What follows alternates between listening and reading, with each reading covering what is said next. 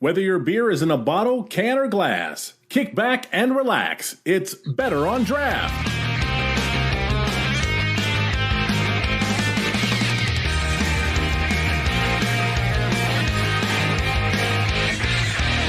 That's right, everybody. It is Friday night, 7:15. My name is Ken, and it is the Michigan Beer Series of the Better on Draft podcast.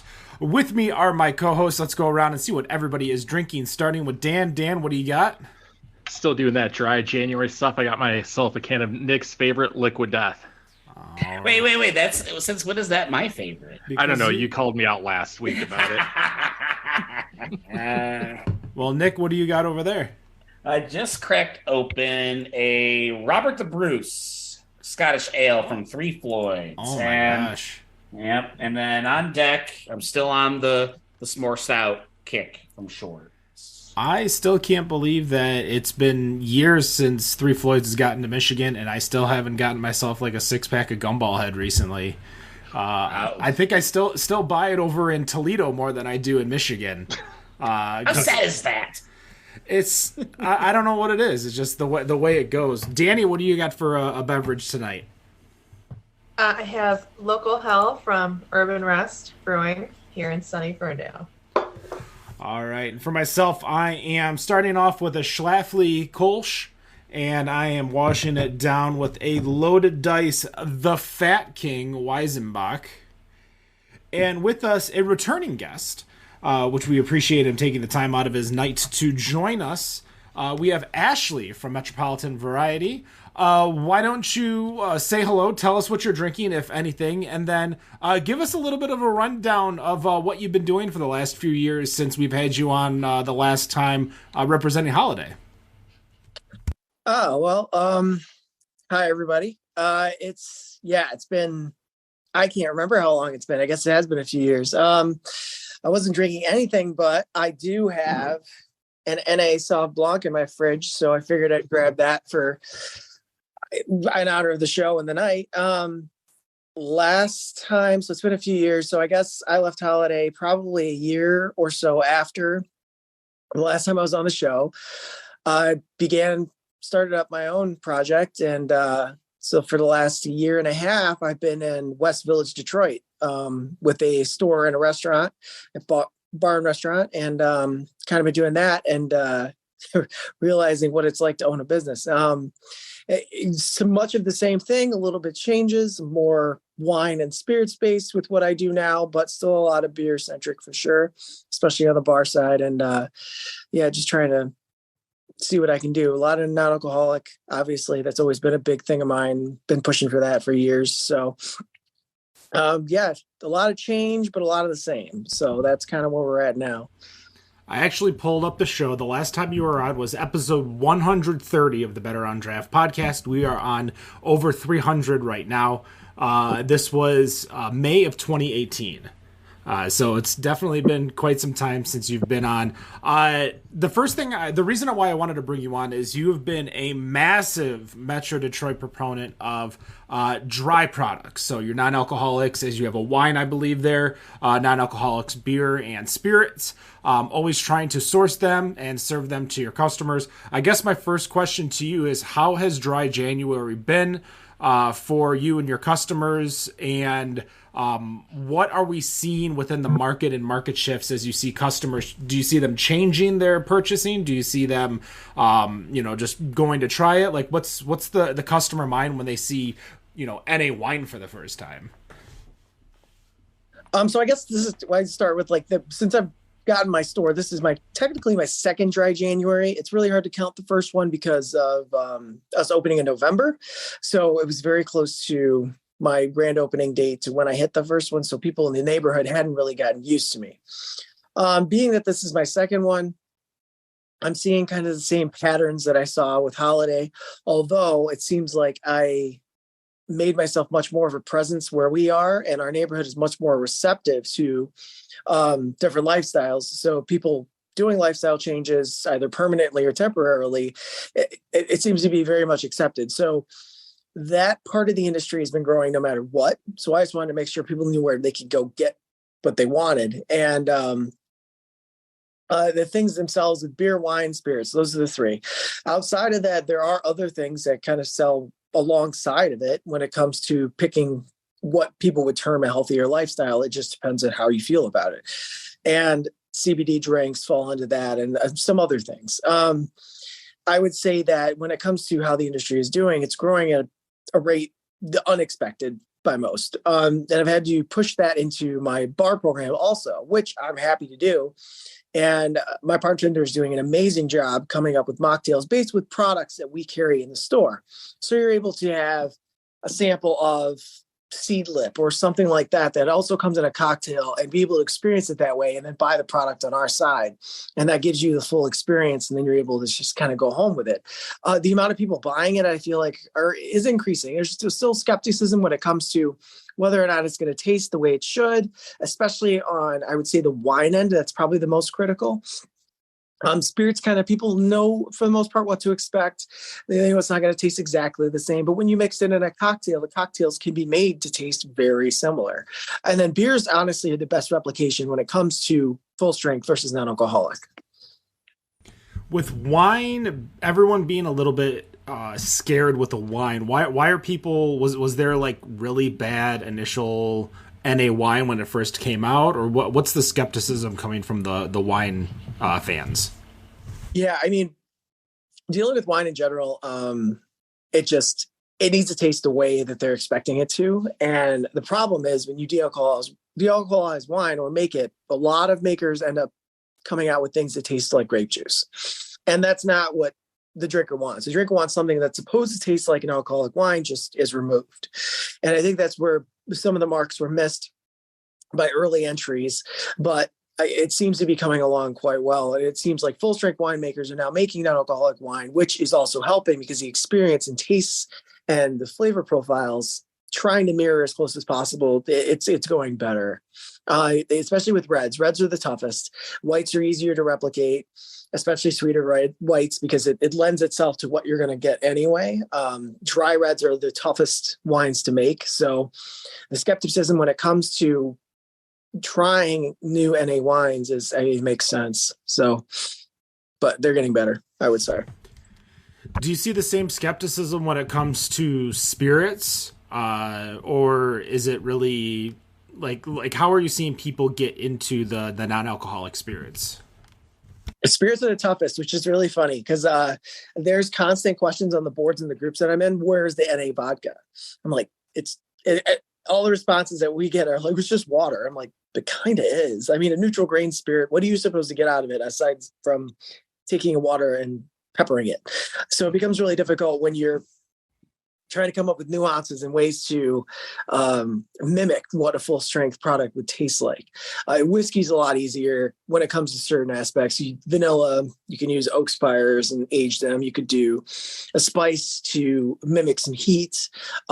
Gin is probably the easiest to come by because of just its different botanicals. So if pouring those into a cocktail, to be clear also, almost none of the NA spirits tell you to drink them straight. That's not the idea. The idea is to mix it into a cocktail that is familiar. And once you mix it into a cocktail, you can recognize it for what it is. I think, honestly, especially for us, like our best cocktail on my bar side is our Negative Negroni. And it's made with 3 different types of spirits that are readily available on the shelf, but tastes dead on like a full strength Negroni. Now, before I pass it off to Dan, West Village isn't really a well-known area within the city of Detroit. It's over by Indian Village, over by Island View. What was the reasoning for picking that specific area to open up your store, especially when, the clientele might not necessarily be there? Well, I mean, the search began in Detroit and not specifically in West Village. It began in Midtown specific. But these spaces we were looking at in Midtown just didn't make a lot of sense, not for a few years. And we needed something we could activate fairly. So we decided to switch off and find a space that made more sense, embedded into a neighborhood, but also close to thoroughfare. And just because it isn't like as well known, like I didn't really know what it was, where West Village was, honestly, before I started venturing down there a bit. It's still 10 minutes from Grosse Pointe. It's right by, not too far from Belle Isle. It's in a historic district in a rapidly growing neighborhood. So all the made sense when it came to what we were trying to do and what we were trying to cultivate. Neighborhood bar, restaurant with a neighborhood store that also supplied. I mean, the main reason for building in Detroit and doing what we're doing is that no one's really doing the eclectic selection of liquors and wines that we're able to carry, along with having a bar and restaurant that carries those also and going back and forth with them. So that made sense when it came to what we found in the neighborhood itself once we started going down there more. I feel like it's very reminiscent of, I live in Ferndale, and it feels very familiar when I'm down there. Now, with the NA beer, and just any spirits and liquor in general, I'm kind of curious. This is my second dry January. Last year was my first. Before that, I was incredibly skeptical. What do you say to the skeptical person who comes in, someone like my age, knowing the NA beers like Sharps, O'Doul's, that sort of thing? How do you approach that? How do you bring them to something you think they'll enjoy when they're already walking in with a mindset that, this is just going to be like a really bad tasting type of water or something to that effect? Right. And that's where singles are always beneficial. I feel like we've got, I don't carry the ones that I would perceive as bad. So we don't carry Sharps. O'Doul's Amber honestly isn't terrible. We do carry some really good options when it comes. Got kicked. We do carry some really good options when it comes to what's available. And I try to just keep it to that, rotate it. Even for people that maybe are, I drink PBR, I drink High Life, I've got options to fulfill those needs without being, malt corn water. So I feel like that's probably your best base. I mean, company pills from Southern Grist, what I would say is like an upstage High Life. I mean, it's so good, but it's experiencing the new things and being willing to try them, but you're stepping in there willing to try. So, I mean, that's really helpful when people come in with the open mind, at least to say, well, I'm looking for something I'd like to try. Then as long as they're willing to spend a little bit, then I can get them in. I like that. So is that the champagne of non-alcoholic beers? If it's supposed to be like the High Life? I think so. Yeah, that's awesome. I really love that. Not a lot of people like High Life, at least a lot of people I know. I don't think Ken would be caught drinking one, but they're really good once in a while. So it's good to hear the options like that. Here's something that's kind of got my curiosity because I was thinking about this today. There's no numbers or anything I've pulled because we've actually been seeing non-alcoholic beverages going up. Last year, my first dry January, drank a ton of non-alcoholic beer. This dry January, I've had two, and we're already almost through the month. Do you think this is something that could fade off eventually as more and more people, because we're seeing with the younger generations, they're not liking to drink non-alcoholic beverages, or they're preferring to drink something that doesn't even mimic that at all. Do you think this is something that could fall off as the years go on because fewer and fewer people just don't drink anymore? I mean, I feel like not drinking is fine. I think that any beers and spirits and wines, sure. I mean, they may kick off a little bit, but it's not just a January thing anymore. It's an everyday thing.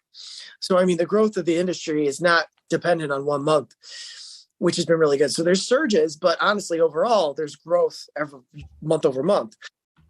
I would say that people that are venturing outside, there's certain breweries, there's certain spirit makers and everybody else that are kind of pushing outside those limits, specifically places like Untitled Art who do non-alcoholic beer, but they also do coffees, they do CBD drinks, they do, even sparkling waters like Dram does. I mean, there's all these different options for the non-alcoholic drinking. You're trying to appease anyone that would want to drink like your product.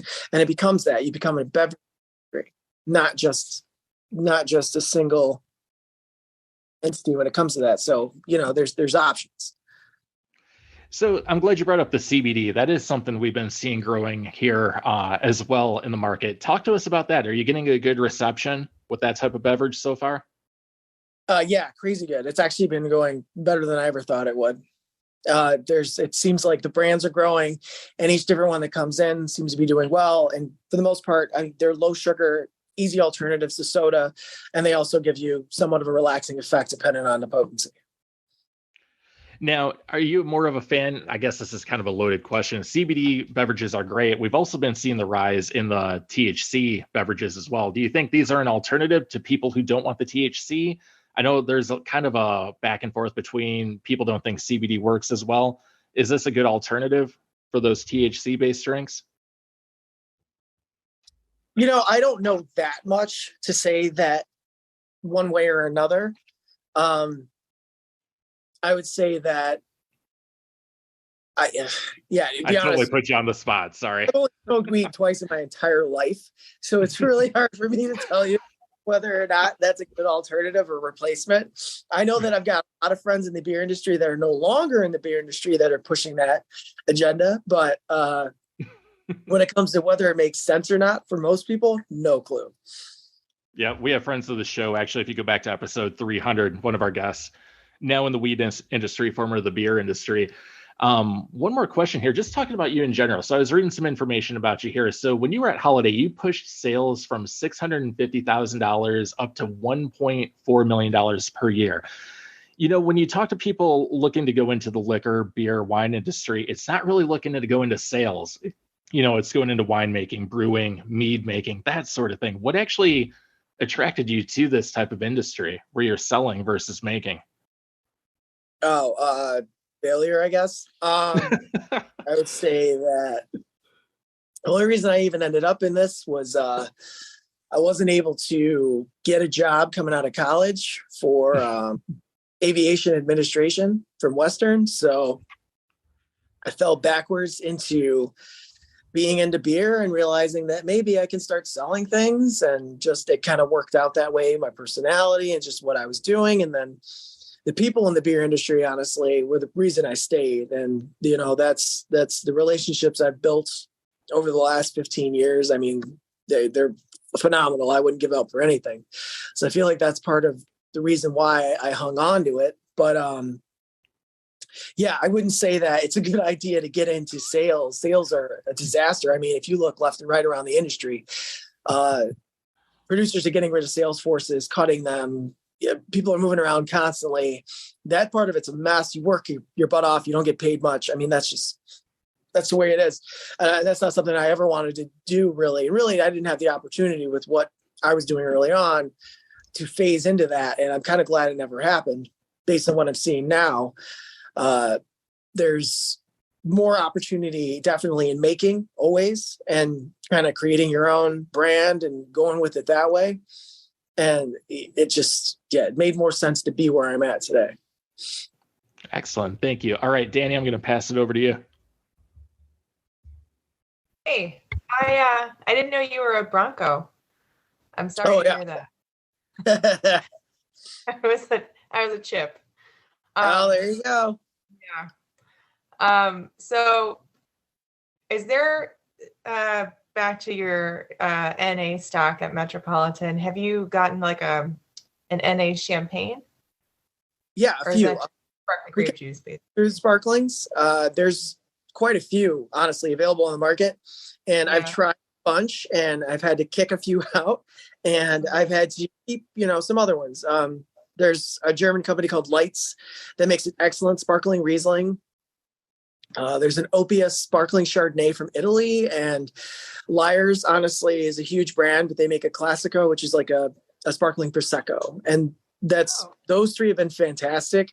Outside of that, I mean, I found some other things, but they've been very sweet. And so I try to steer away from the very sweet ones, but I've enjoyed those when it came to sparkling wines. They've been very well received. And I've been trying to work with, I'm constantly tasting and kicking things out. And I mean, there's winemakers that made things that I'm like, okay, I like 2 or 3 of your products. I hate 2 or 3 of the other ones. So it's definitely more important with the NA things to taste everything. Of course. So if I brought my parents down and we're going to have some fun NA cocktails, what would be the first dip your toes in drink you would make for them? Well, I probably push you into my bar because I've got some good stuff over there. And start with, I've got a non-alcoholic Aperol Spritz over there. Spritz. That wins. And a negative Brony right now. And there's at least 1 or 2 other options. I really like our Gia Refresher. So there's some other things. That's the way to try them with me, because it's really hard with the spirits because of the price point is sort of a barrier to entry. It's very high. So I try to push everything over to my bar so that you're able to try things without having it cost you a lot. And you can say, okay, what can I do with this? It's difficult to go headlong into a $40 bottle and you're not sure how it's going to end up. So I feel like that's the best to be able to try things versus what you can do with beer with singles, or you could do with just a single bottle of wine, which really isn't going to be that expensive. That's good to know. Nick? So actually, I'm going to start with going back to the storefront. When you're procuring anything non-alcohol, let's sticking with wine for a second, because this is the first time I've heard and learned of non-alcoholic wine. We've had the spirits on the show, and yes, don't drink the non-alcoholic spirits straight because you'll regret it. That's not intended. And then we had non-alcoholic beer, and some of us are doing that now. I'm not, but this is the first time I'm hearing about non-alcoholic wine. What are you looking for when you procure something for your store that is going to get people either, attracted to the idea of non-alcoholic wine or draw them, or bring them back if they're a returning customer? What are you looking for to bring a non-alcoholic wine in a store? Like what character, like what specifically are you looking for? It's all non-alcoholic products is mimicry. So very close mimicry and marketing. And those are the two things that'll get you in my store. Because if you're coming by there and maybe I'm not there and you're just taking a look, the marketing has to catch you. Mm-hmm. And then if it's on my shelves, it has to be good. So it's got to be close to what you're expecting it to taste like. But that's exactly what it is. A beer, wine, and spirits, they have to taste as close to the real thing as you possibly can without obviously being it. So that's what gets you in the store, on the shelves, and honestly, hopefully purchased. So ideally, if you get a rosé, if you're a big rosé fan or a red wine fan, you want it to taste. You as the procurer, you're going to want that to be as close to a red or as close as to a rosé as possible. Otherwise, it's not worth your time, basically. Yeah, exactly. It's that's what the search is for. So, I mean, everyone that's looking for different NA products, you're looking for a dead-on identical match to what they're used to tasting. They want it to taste like it without bad effects. That's the entire point. So the things need to taste either very close or exactly dead on. Have you had any trouble finding something that's close or spot on? I'm assuming you mentioned earlier you had to say, okay, these are no-goes. We're not going to bring these into the store because I just personally don't think it's close. Have you had more duds than not duds, or is it the other way around? I mean, there's more stuff out there. So I guess if that tells you anything, that means that there's more things that aren't good, but also more things that are possibly good. The spirit realm is really tough because spirits aren't, for the most part, a lot of them aren't distilled. And then the ones that are, you can kind of grab them from wherever you want, versus the beers that need to go through the normal process when you're out buying beer in Michigan through the 3-tiered system because they are beer. Wines are kind of the same way. Some are distilled and some aren't. So some do and some don't have to go through the processes. So it becomes a little bit harder to search and look, and you have to rely heavily on, not any different than what we do with Untapped. You have to rely on reviews. So you have to look at what other people are thinking about them, how they're drinking them, what they're doing with them. And with NA spirits and wines and everything else, they're all over the board. It is actually more uncommon to find people agreeing on something. And that is a little more difficult. So it ends up being a cost factor and then taste wise. And then I have to go based on my personal tastes and inflect that onto the customer. Is there a type of wine that you've noticed that seems to be where wineries can seem to get the taste a little bit easier? Like, is it easier to do a non-alcoholic red versus a non-alcoholic white or rosé, for example? Whites are always going to be easier. It just, for the most part, you're looking for a touch of sweetness with a lot of them. Yep. You are looking for them to be fairly dry. So, even this Sauv Blanc that I'm drinking tonight, it's grapefruity and it's on the drier side, and that's what you want. Rieslings are super easy because of them and having an inherent sweetness. Dry reds are really hard. So that seems to be the hardest to find spot, and people disagree the most about what a dry red is, because it's all up to the person, it's palates.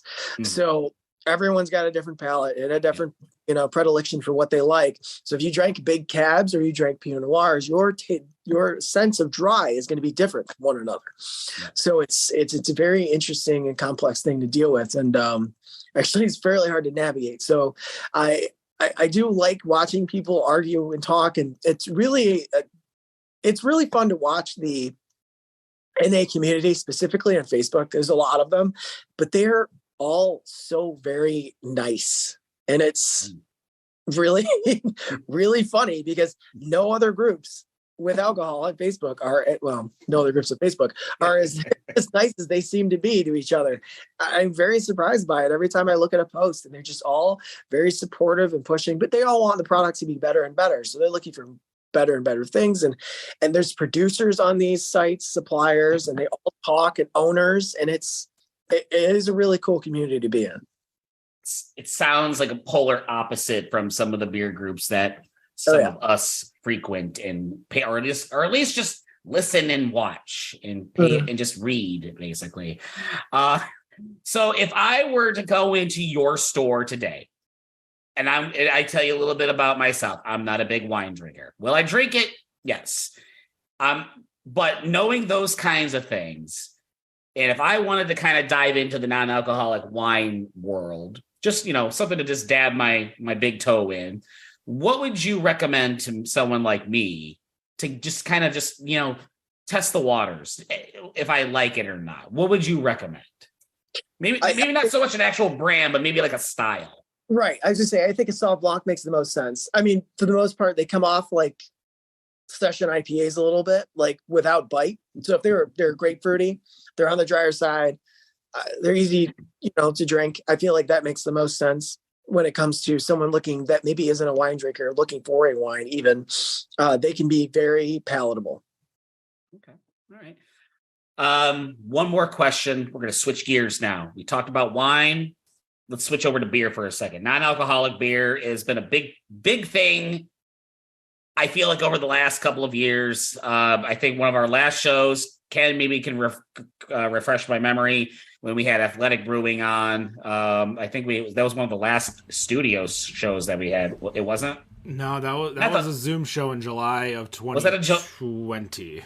Was it 2020? Yeah. Okay. I felt like we were in the studio for that, but I don't know. Time flies when you're having fun, I guess. Non-alcoholic beer. What's some of your biggest sellers amongst non-alcoholic beer? Is it did I hit it on the mark? Is it Athletic Brewing? I would say it changes a lot week to week. There's a lot out there now, and there's a lot of good out there. And of the three categories, beer is the best mimic. They do the best for getting to what you want it to taste like. And based on what, some buying habits are, what people are looking for, that always changes.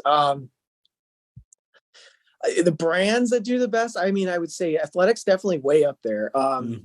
Two Roots is another big one. They do well. Well-Being. And then Southern Grist is bursting on the scene. Untitled Art, McKellar.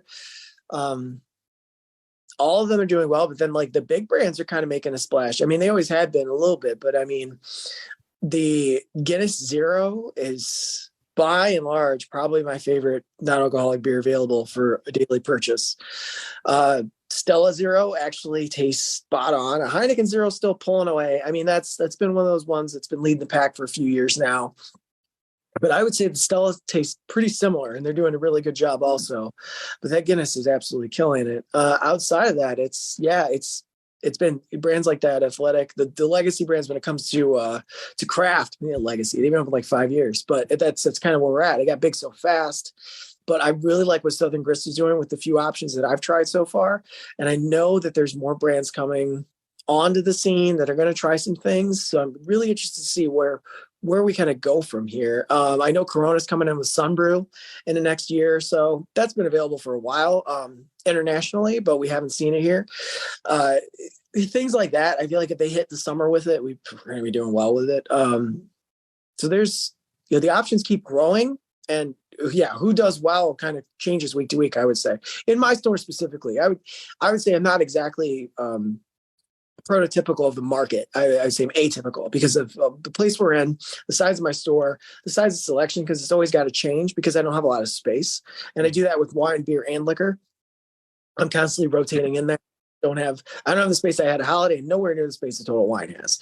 So what I'm going to do is constantly be changing up the product line, and I see a lot of the same customers week to week. So I want to give them a different experience when they come in. Not every time, but every other time maybe. So that's kind of the idea with what I provide. Ken, I'm turn it over back to you. I guess my first question with what you just said, why do you feel like your store is not necessarily atypical towards, I guess maybe your competition? It's not even competition. It's about location for the most part. I mean, where I was at Holiday specifically is that was a crossroads of the busiest highways in the state. Really easy to get any customer you want into that position. And I mean, I know a lot of people that go there all the time because of just it's convenient.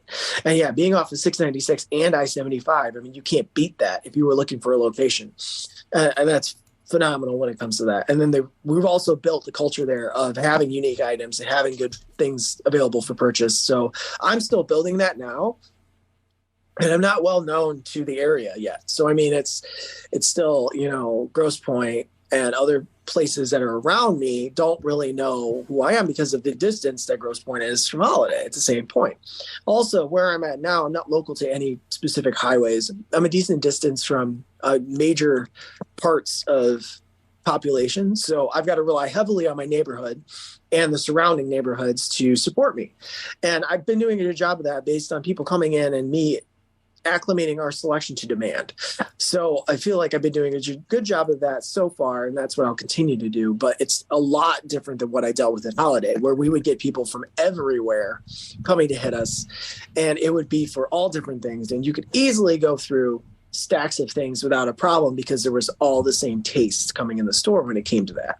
I don't have quite as many people walking in on a daily basis, so I think that that's a huge difference also.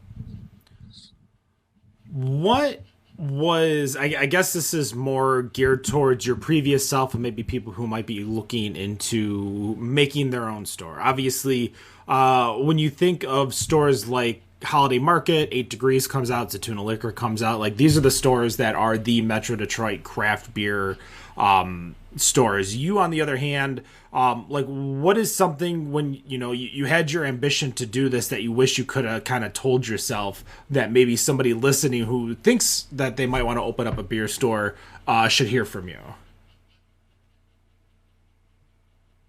Don't do it in Detroit. It's not about the populace or the purchasing. It's about the red tape. I would say that may be one of the hardest places to actually open a business, specifically geared towards alcohol and in a neighborhood. Outside of that, I just, if it's going to be a store, make it a store. Me attaching a restaurant made it a little bit harder too, but it's just, but that made it a better model. So it just is, we make it interesting while we do things at the same time. Make it interesting and difficult, more complex and more difficult. You just realize that as you go through it. Outside of that, it just seems like it depends on where you're at. You need to be willing to change. I think that's more about what it is than anything else. I don't think that I'm a craft beer store anymore. I mean, I do sell some craft beer and I do things that I want to do, but not as much to the fact where I was doing it at Holiday. Like it's much less demand where I'm at. I'm definitely more in the spirit and wine world than I am beer at the moment. And I'm fine with that. The business has to survive. So that's what I push for. But I definitely pick and choose my moments when it comes to beer. I definitely have a lot of things that I really like on the shelves for those reasons, but it's not the vast selection that I've had. I agree that 8 Degrees has. Like, we're nowhere near that, but for reasons that lead to survival. So I definitely had to pick and choose, and maybe it'll come back around. Maybe it'll be like, oh, there's a boom in this area and everybody wants craft beer. But right now my bar does 75% cocktails is for my sales. And I mean, my side, it's liquor and wine. And I mean, that's right now that's where it's at. And I'm not saying that that's indicative of the industry, but it sort of looks like maybe some of the craft isn't going as well as we like in our area. So I got to be picky and choosy about what I kind of do with that. I started really strong with craft beer, but had to move into a slightly different direction. Well, being able to probably taste a lot of these newer products that you're putting into your bar, what are some of your, how are your taste buds changed? What are your spirit choices that you like right now? I mean, I go based off of, a lot of that's based on demand. So I'd use. I want your demand. Oh, my not, personal. Not what's selling awesome. What are you like getting into now that you're getting into spirits? I'm pushing really hard on natural wines, and I'm super interested in what those look like and what's changing there. Spirits based, it's what's a natural wine before we get off that? Yeah, no worries. Unfined, unfiltered. So what you get with natural wine for the most part, Mitch is actually doing a line of them from Speciation called Native Species, and he does a fantastic job. And they're unfined, unfiltered, natural wines. They're fermented naturally. He does some pet nat is the word for it, and it's essentially a natural champagne, but it's a lighter bubble versus a champagne, and he does a fantastic job with those. But that's just one example of them. Usually they'll come off a little, I don't want to say saison-y, but a little bit of funk, a little bit of barnyard to them in a wine. So if that gives you sort of an idea of them, that's what they're indicative of, and I really like them. But that's one portion of it. And then I feel like I've gone and kind of latched on to the growing parts of the industry, but what we can do, what we have the most fun with on the bar side is definitely gin, because there's so many fun things and botanicals. Everyone's different, and you can put a different bottle on the shelf and make a different cocktail without a problem. And then everyone's got a different choice of what they like, but then they're also open to trying different things. And it's really funny because in my early days, when I first tried gin, I was way off of it way early because I don't even remember, like the worst gin ever, because that's usually what you have first. It was probably 5 o'clock gin, and I was like, okay, I hate gin. And I never went back to it. And I feel like a lot of people do that when they're younger and then never evolve back into it. But it seems like people that are my age now are seeming to come back around to them, and gin's been pretty big. I'm definitely further into scotch than I thought I would be. That was another thing I thought I would never come back around to, because there's so much variation there too. I mean, I think I had one peated scotch really early on, and I'm like, nope, never again. And then realized that there's variations even in the peat. It's the world is bigger than I thought. Let's just put it that way. Especially with spirits. There's so many different things that I tried to pinhole before I knew about them, specifically being on the beer side, where we were just pushing beer. Same thing with wine. I thought everyone had their nose up in the air, and that's just how wine drinkers drank, and it's not true. And there's very approachable, easy, delicious things that people can kind of get on board with, and not everything needs to be expensive to be good. I think that's what even happens with beer. Working in a beer store, I'm sure you've heard so many people say a phrase like, I hate the taste of beer. And you're like, what do you mean you hate the taste of beer? There's like 80 different styles out there, and that's just the IPAs. So when you get into liquor, like in my mind, I was like, all right, what was my first liquor? And of course, the first things that come to mind are going to be your not Heaven Hill, your 5 o'clock, your Pop Off, your $5 Chuck, your 151 rum, like straight Bacardi 151. Yeah. Like these are the things that you drink when you're younger because they're cheaper, and you're there for the buzz and not necessarily the flavor. Whereas as you get older, especially with something like scotch, and you're looking into something that's going to taste good, and when you start getting into the expensive shit, that's when the world goes crazy. Before we get into the final questions, I have something that I've wanted to talk to you about because I need to hear the story. And for those of you who are unfamiliar with Ashley Price, every year Ashley drinks a lot of fucking eggnog. And I just don't understand why. And when I say a lot, I mean gallons. This isn't like, he drinks it on the occasion, like gallons, and there's chugs, and there's what was the genesis of this love for eggnog? And I guess after that, how much did you drink this year? I don't I don't know. I was a kid. I don't know, I guess. And I got it. And yeah, I'm trying to remember the first time I even had it. I had to have been, I might have been a teenager. I might have been a young teenager when I first had eggnog. And I had like CF Burger or something. And I was like, this is okay. And then I kept drinking it and I was like, this is pretty good. And then I found out that there were better ones. And I kind of went after it after that. But really, the amount and love for it that I drank didn't probably start happening until my mid 30s. So it's it's definitely different. And I don't know. I really went a little ham this past year and I needed to not. So I guess I made some poor choices. I think I drank 4 times as much as I did the previous year, which is I thought I drank a lot last year, and I guess I was wrong. I recorded it somewhere, but I can't remember exactly how much I had this year, but it was at least 5 gallons. I think it might have been 7. Well, because you sell it and it makes it easier to get. And then here we are. And I think that's where it ended up being a problem for me, because I create problems with things that I like. It's true. But yeah, I still love it. I would drink it right now, even though I chugged a quart last week. Was that last week? Wow. It was. Yeah. So I don't know. Guernsey's my favorite. I really like Calder's too, but Calder's tastes like straight butter, so I can't drink that much of it. But they do make the best ice cream with it. Yeah. I don't know. I don't know. And it seems like it comes out earlier every year, and they're trying to kill me. So it's like the beginning of October and then all the way through to January. But here we are. And lastly, before the final questions, for people who don't know, B Nektar, who we've had on the show a few times, have actually made a mead in your honor. What was the genesis of getting a drink named after you, and what is your honest opinion of that mead, and do you have any more left? I'm trying to think how that came up with Brad and Carrie, quite honestly. And I don't specifically remember why we were talking about it, but I've always loved them. I've always loved their products. I've always tried to sell them as best as I could and push them.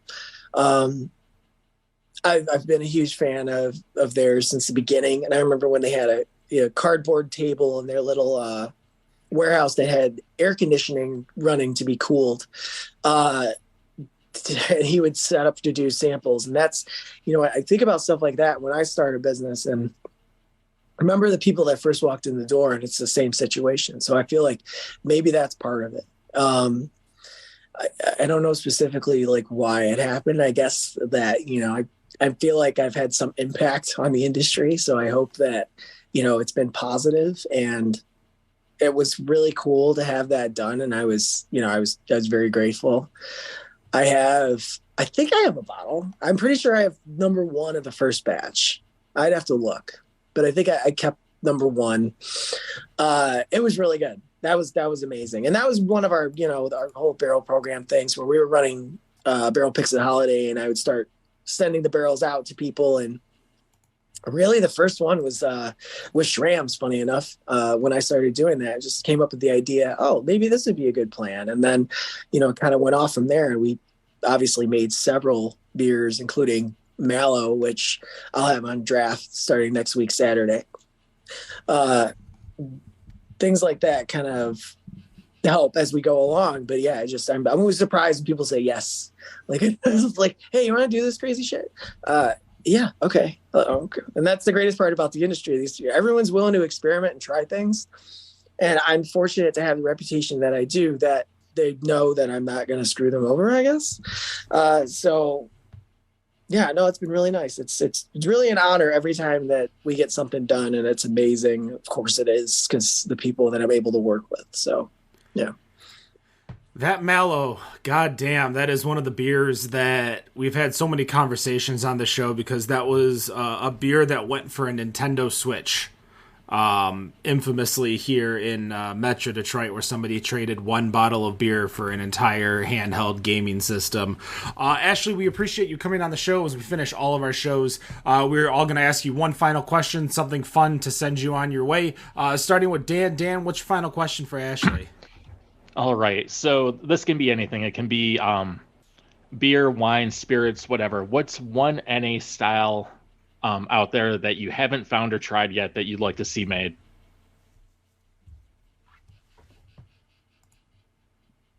I haven't tried it yet, but Liars makes an absinthe, and I've got to try it.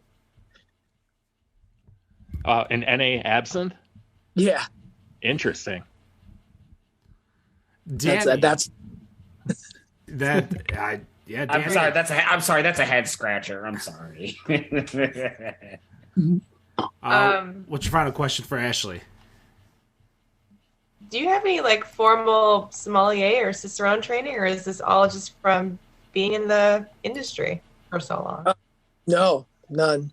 Just hanging out in the industry, trying things, creating the palette. I don't know. Annette tried to push me into Cicerone several times, and I backed away. It's I don't know why either. It's one of those things that I got it in my head that it's a money grab, and I don't just decided not to do it. I know it's not. I'm not being a jerk. Not trying to be a jerk, but We'll have to cut that for TikTok. Famed Detroit entrepreneur Ashley Price says sommelier and Cicerone are money grabs. Nick, what's your final question?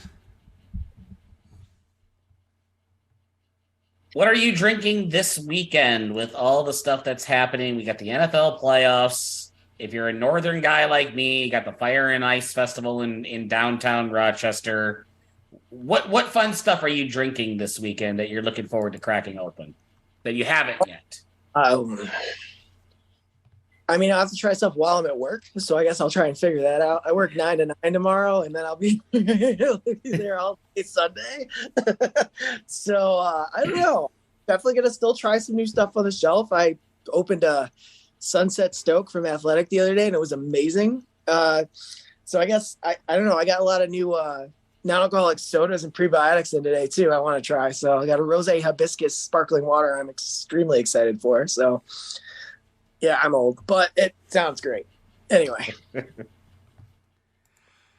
My final question is going to be very, very not alcohol related. While you are drinking, obviously, your alcohol and tasting all these things, what's your go-to snack? What's your palate cleanser? What's the salty or sweet thing that you like to munch on in between tastes? I'm a snack nuts guy. Like I'm cashews, almonds, stuff like that. If that's in front of me, and then cheese. Like those are my things. Nuts and cheese. I mean, that's like the basic answer from anybody. But yeah, that's pretty much it. And water, and then that takes care of it. So I mean, I don't think that's necessarily the standard answer for me. Like, give me what's that? Cheddar Pops, or what's like the beer cheese pretzels? Those are good. Oh my god, I had them at Pop Daddy, or is that the popcorn version? Yeah. Pop Daddy makes Perrin, yeah. Perrin makes. Yeah, there's a like a beer cheese pretzel I remember getting over at Perrin as well as at Total Wine that I just loved. Same with Great Lakes kettle potato chips, just skin on kettle potato chips. Yeah, I wouldn't go towards like cheese and nuts and stuff. Like I want, I don't know. I want something that's not cheese, because I don't want to have to like temperature gauge cheese and make sure it's not like warm and like wet. So that is going to do it. Metropolitan Variety. I've been saying that wrong for the last few weeks. Variety, not Valley. Metropolitan Variety. Where are you guys located? Where can they find you online? And anything coming up that you want to promote? Okay, we are at 8047 Agnes Street in West Village, Detroit. It's about 1.25 miles northeast of Belle Isle. Well, you can find us at metropolitanvariety.com on Instagram and Facebook, at Metro Variety Store on Instagram and Metropolitan Variety Store on Facebook. We are coming up with, we've got a new menu that started the day before Thanksgiving in the restaurant. We've got a huge bar program that's got non-alcoholic spirits as well as amazing cocktails at good prices. Coming up this next week, we've actually got a release of Drafting Table's Mallow, as I alluded to earlier. So Drafting Table releases their keg version of it. We will have keg version of it also starting on the 28th. So that'd be that Saturday. And we do a breakfast that morning and go through the evening. So taps will be open all day. But beyond that, we're doing lots of cool stuff. So check us out on socials. Thank you so much for joining us. That is the Michigan Beer Series of Better on Draft, episode number 35. We are off next week. We will be back February 3rd. We are going to be off, on and off for the next few weeks, as we have other obligations to attend to, including February 24th. We will be off because February 25th we will be at the Michigan Brewers Guild Winter Beer Festival, freezing our asses off while drinking plenty of high ABV beer. There are lots of hotels and Ubers to get to and from the site, so it's easy to get in and out to at the ballpark. So definitely go check it out if you've never been there before. And dress warm for the love of God. And don't forget your coat, as I did one year. Forgot my coat and had to go buy a Michigan Brewers Guild hoodie just to stay warm. That is going to do it. No matter what you think of your beer, we think it's Better on Draft. Have a good night.